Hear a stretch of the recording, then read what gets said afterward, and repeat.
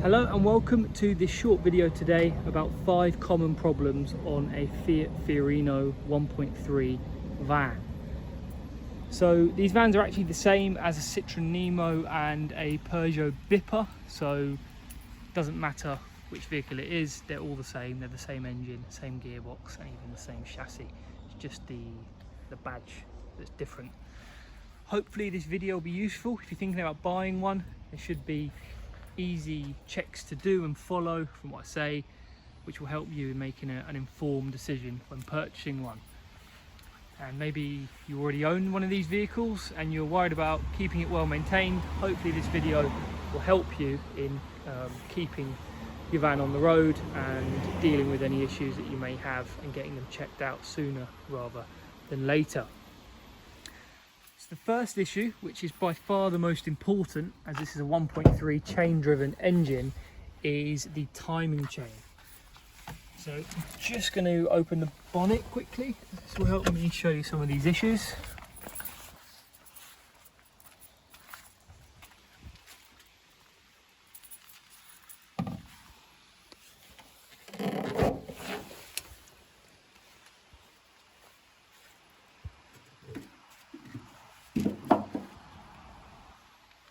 Okay, one of the issues which actually isn't on this original list, which is a very common problem, is the bonnet stays, the things that keep the bonnet open. They're not very well made from Citroen and they're prone to failure, so I'm actually having to keep this open with a stick. That's something to look for, not on the original list, but important nonetheless. You can buy replacement ones on eBay relatively cheaply.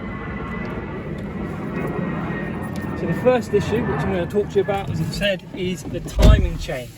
This is the most important part of most engines, as it keeps the vehicle engine running, and without it, if it breaks, you've got serious engine troubles. So the way to check for this, if you've got any issues, normally is on these vehicles, when you start it, you're going to hear a chain rattle for a few seconds. Now this is very bad. You hear this noise, it's a sign that your timing chain is noisy, and if it's noisy, normally means it's stretched, and if it gets stretched to a certain extent, it can break, which is very bad, and it will kill your engine. So when you turn it on, this is how one should sound. I'll do it again. There should be no difference in noise, no chain rattles. If you hear a noise for about 2 or 3 seconds, which sounds rattly, noisy, and then it goes back to normal, that's the sign that you've got a noisy timing chain, which is very, very bad. If I turn the vehicle on, I'll also show you where it's located in the engine.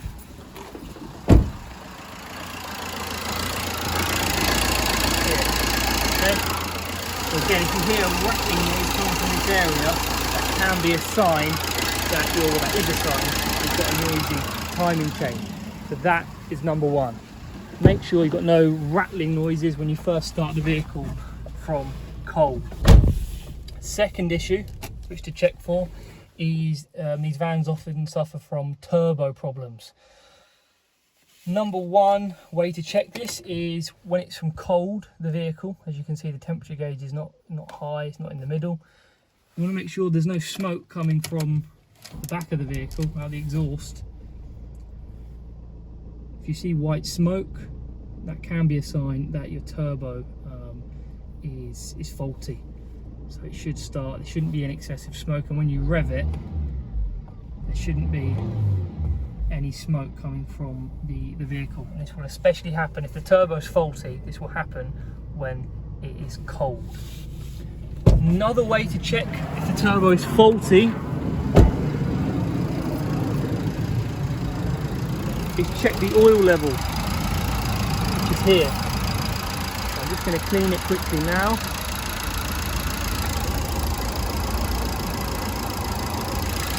So we just cleaned it, no oil. Now if the turbo is faulty, it will be consuming oil, and so you'll have a low oil level. As you can see, this one is fine. There's oil come back out on the dipstick. If the oil level's low on one of these vans, that can be a symptom that you've got a turbo problem. Okay, so check for smoke coming out the exhaust, and also check the oil level and check for oil leaks around the turbo. Your turbo's here. If you see this covered in oil, this one, it's hard to see because of the cover, but there's no oil on the cover, it's all bone dry. That's exactly as it should look. So that is another issue. Turbos, number 2. Number 3, which is another common problem on these vehicles, is injector problems. Can be expensive to repair, and that's not what you want to be having to outlay loads of money on expensive repair bills when you've got a van on the road. So a few ways to check for this. Make sure you've got no injector issues. When you start the vehicle, you want the vehicle to be deadly still. If it's misfiring ever so slightly and doesn't feel normal, that can be a sign that you've got an injector problem.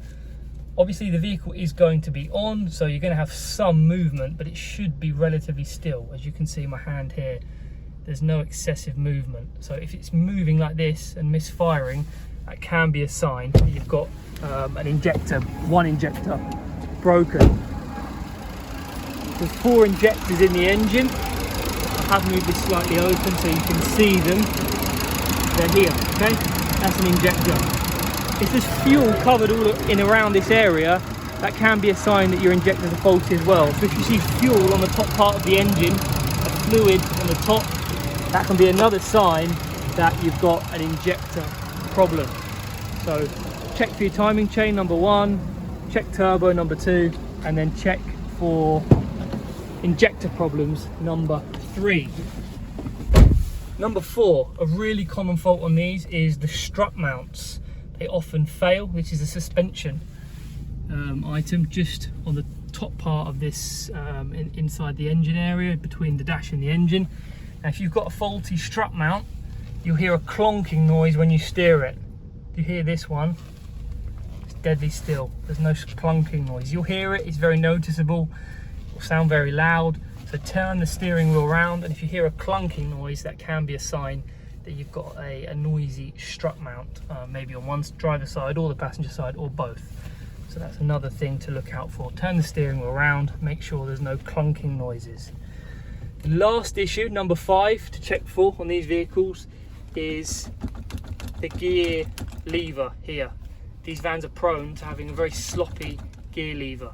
If it's got excessive movement in the neutral position, that can be a sign that your gear lever or selector is faulty.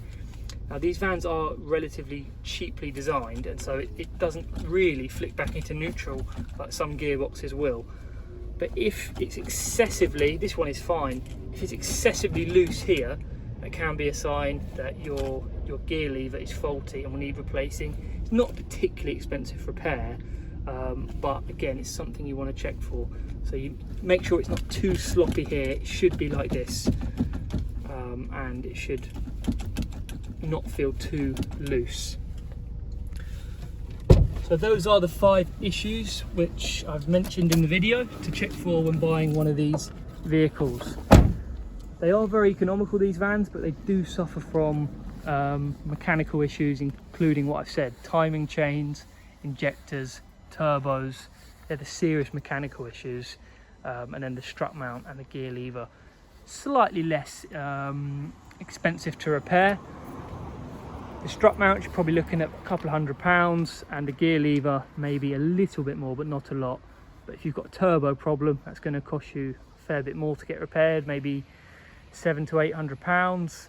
Injectors, much more expensive, and the timing chain, if the engine breaks, you need an engine rebuild, but if you get the timing chain done preventatively, probably looking at about £600 to £700. These are estimates. This is based on trade values, which I would get it done for, so that should give you a ballpark figure of how much these are going to cost you. So look out for these issues when you're buying one or you're test driving it. Use the information that I've given you. Hopefully this will help you in making an informed decision when buying one of these vans. Hope you've enjoyed the video and it's been useful to you. Thanks for your time today watching the video. Bye bye.